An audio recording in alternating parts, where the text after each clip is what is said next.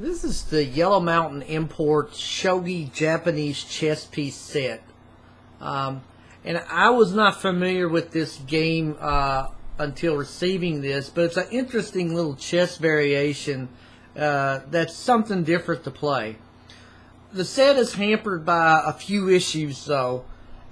First of all, included with this set are 42 shogi game pieces made of wood, the instructions over there, and the game board, which you can see.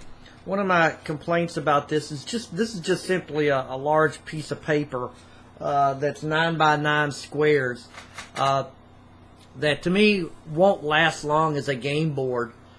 If no true board is actually going to be included with this, I think at least for this price range they should provide a laminated paper that can be folded up and handled over use, being used over time, instead of this thin sheet of paper.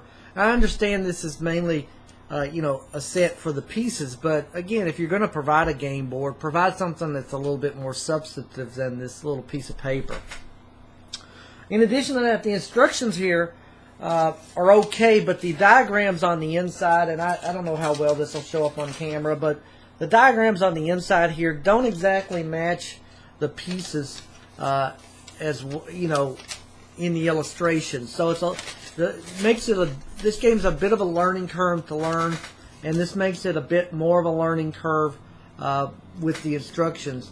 I would have liked to have seen maybe some type of identification along with the piece to indicate what it is. For those not familiar with the game, which I'm not, if you're familiar with these Japanese games, this will be easier to learn. But for those not familiar with the symbols and those kinds of things, I think some kind of marking to identify what this is. Whether it's whether it's a